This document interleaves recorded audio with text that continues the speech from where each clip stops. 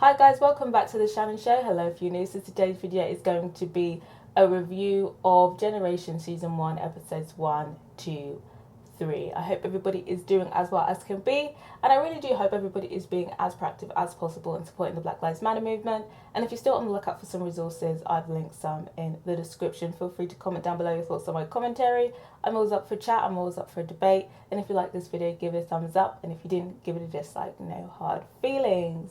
And if you really like this video, consider subscribing and helping your girl out. So I just finished watching the third episode. They've put like the first episodes out in a chunk of 3. And this review is basically just a quick summary of my thoughts. And honestly, I was really excited when I heard that this was happening. It was giving me Euphoria vibes, and obviously we're still waiting on the second season of Euphoria. I like Euphoria, so I was hoping to get Euphoria but with more. Obviously it's a more queer series. With these teen shows, often there's only like 1, 2 max queer characters, but in this series there's a lot of them. So I was excited about that aspect as well. But after watching the 3 episodes, I'm disappointed. I'm very disappointed. Very underwhelmed. And I feel let down. And you know what? I suspected it because... And honestly, I wanted to keep an open mind, but I'm not going to lie. When I saw Lena Dunham was the executive producer on it, I was already feeling a type of way. But I thought, let me give it a chance. But no, it wasn't giving me what I was hoping it was going to give. But let's discuss. First problem I have with this series that I just don't think is going to get better, and I'm just not going to get used to, is this stiff-ass dialogue. The dialogue is so unrealistic. Nobody speaks like that. And as a Gen Z baby, I have to speak for us and say, we don't speak like that. We do not speak like that. It's like someone is sticking one of those curved Japanese swords on my vagina. Like, just random stuff like shit on my dick and just... You know, yeah, we swear, but it's just like some of the stuff was just, it felt like a theatre play. Like, this is what, you know, you'd hear in a theatre play, like a teen, you know, those kind of like quirky teen plays. This is what the script sounded like, to be honest. And I was a bit surprised about that because a teenager co-wrote the script, but they did co-write it with an adult, and that adult was their dad. So... maybe the dad won, I don't know, but for a teenager to be involved in this and the dialogue to be this stiff and very unrealistic, it's concerning to me. It's concerning. And then paired with the dialogue, the acting was pretty stiff as well. I was hearing, oh, they've got such great actors in here, and I was just like, where are they? You know, I don't know whether it's because they didn't have, you know, the space to really act. But the acting, I wasn't impressed by the acting either, to be honest. The characters, none of the characters are likable to me. I just feel like they're all stupid. And then the storylines are ridiculous and very problematic.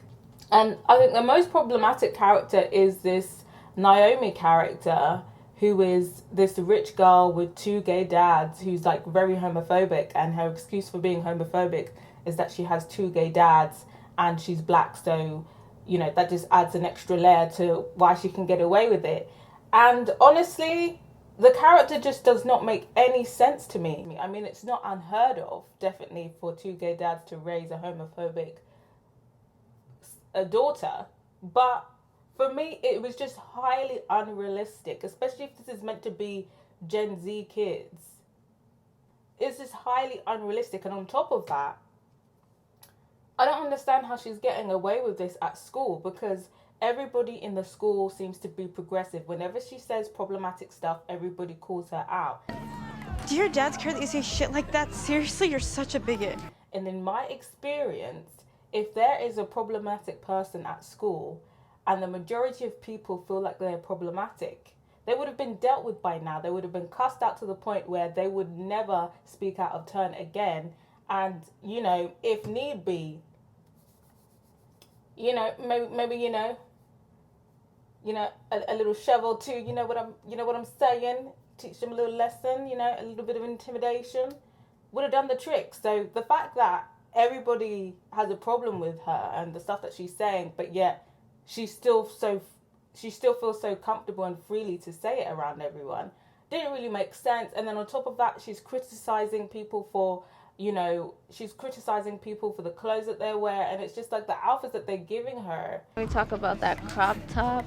I hate it when hot guys go queenie, like, stay with me, baby, be a man. Sis, I don't think you're one to talk about the fashion, really. Honestly, this Naomi character doesn't really make sense, and to me, it just kind of feels like an excuse to be homophobic, to be honest. It feels like an excuse to be homophobic. I don't know the sexuality of the writer, but it just seemed very unnecessary, and it just seemed like an excuse to just make a homophobic character and write down homophobic things. That's what it felt like to me, to be honest, this character. But I don't know. I'm not gonna lie, I kind of sense undertones with shade in that character. I feel like I do sense undertones in shade in that character, because there is a lot of homophobia in the black community, and there is a significant amount of black people that dismiss the homophobia in the black community with, oh well, we're facing racism, and simultaneously completely ignore that there are black queer people and that black het people are black queer people's oppressors. And I don't mind commentary on that, because that's a fair critique. But this character just feels like very mumbled and jumbled, and it just feels like shade rather than meaningful conversation. The character as a whole doesn't make sense, in my opinion. So I feel like this was perhaps a missed opportunity here. Maybe it got clouded in some personal issues, I feel like. Then there's this whole storyline with this bi boy. He was basically being emotionally blackmailed by his sister. His sister keeps threatening to out him, and I don't think siblings will do each other like that, especially where their relationship was kind of like, well, she doesn't really care. If you want to do secrets and shit, fine, we'll do it. I thought we were... What? I don't know, like, not like that. The whole storyline just felt really tacky to me. But if you show anyone that picture, I will project this video on top of the fucking school. And again, Gen Z kids, I like to think we're not in the business of threatening to out people. I feel like, again, it was just something juicy, sensationalized, and it just, for me, didn't feel like a realistic storyline. Obviously, the dispute was about the brother was cheating with his sister's boyfriend. Again, it's just a sensationalized storyline, and need to say something, Megan and Mark. My goodness, it wasn't even juicy. It wasn't a juicy storyline. It just felt like, oh, we're gonna put this in here for some scandal, but then the scandal was not even juicy. It just was not giving. Then there's this whole pregnancy storyline, which I feel like is very muddled with the timeline. You're having a fucking baby? Because they tried to do this thing where they kept going in and out of the timeline, but I thought that was just for like the first and second episode, but it's still kind of continuing and the timeline is kind of getting muddled up. But I don't really care about this pregnant character, to be honest. They also mention like casual drug use, like just casually like, oh, do you want some Oxy, girls? Like, Oxy, darling.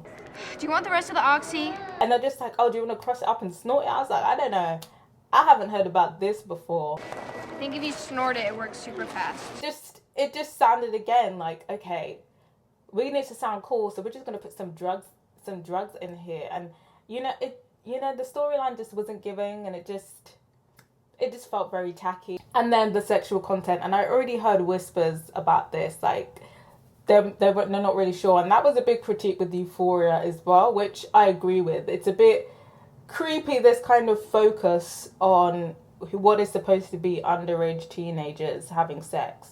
So I agree with that critique, and for me in here it was unnecessary as well. It was very unnecessary, and the camera angles that they chose for these scenes as well, and the noises that they chose for this scene.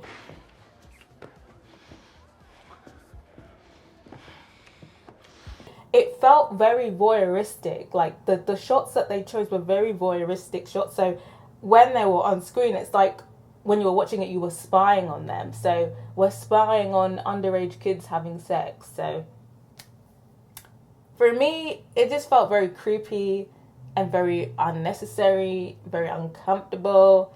And now it's just like, yeah, like, why are we doing this? It's very creepy. Very creepy. And in my experience, yes, there's people out here doing the do. Yes, there's people out here exploring their sexuality. But in my experience, it's only really a small group of people going beyond kissing. It's only really a small group of people. Most people are focusing on their friends and their books, to be honest, and just crushes and fancying. Most people, in my experience, there's only a small section of the year that take it that far, and it's just like the way that they're showing it is like these people are professionals, and I don't know. It's a little creepy. And of course, they have to put, you know, the superficial outburst of activism. Like, there was one person saying unnecessary speech in maths. I guess, you know, those maths questions where it's like, you know, 2 men have an apple. If 3 are taken away by this woman, then how many do they have left? And she was going on this big ass speech about, oh, well, what if the people are non-binary and this and this? And it's just like, no one cares about that shit in maths. No one is trying to make the maths lesson longer than it needs to be. So again, I don't know what's this trend? What is this trend? Yes, Gen Z are more socially conscious, but at the same time, we're at school to study, to learn maths. We don't care if the people in the equation are non-binary or not. We do not care. We just want the lesson to be over. So all of this fake activism bullshit they keep putting in, it needs to stop. It's getting tired and it's cringy. So something that I twigged as well is that I caught some Islamophobic shade. Like, I think it's Chester, he goes on this speech and he just says something really strange, and it was like, if you're feeling halal, then you can be anti-Jew. What?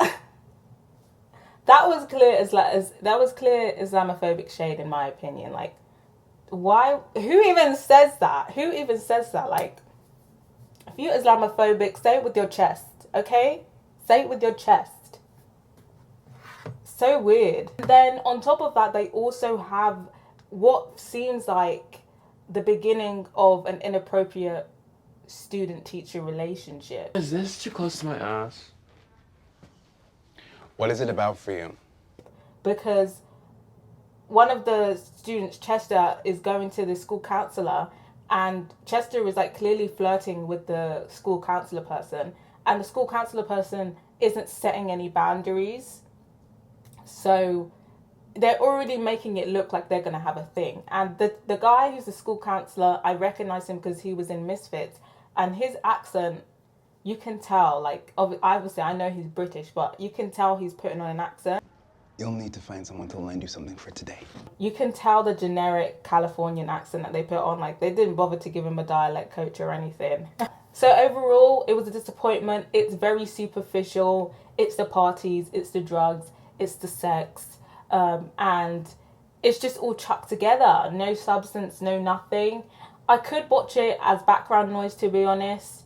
I mean, there's enough ridiculousness in the episodes, and they're short enough for you to probably get through it. But I don't think it's worth getting into it to commit to it if you're still on the fence about whether to start watching it or not.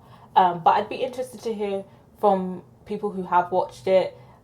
Did you watch all 3 episodes, or did you like quit after the first one? I'd be interested to hear from you guys. Are you thinking about continuing, or are you just gonna quit? And yeah, for those of you who were just here to check it out to see if it's worth watching, what do you guys think now? Do you think you're still going to check it out because you're curious, or do you feel like you're just going to leave it alone? I'd be interested to hear from you guys. I'm not sure if I am going to continue it, to be honest. I'll have to see. I have filmed a reaction to the first episode, and it's going to be up on my channel after this one, so be sure to subscribe and put my notification bell on so you'll know when that drops. Trying to get to 3k subscribers, just hit 2.9, so thank you to everybody who has subscribed to my channel so far, and I'd appreciate everybody who helps me reach my goal. Till next time, guys, bye.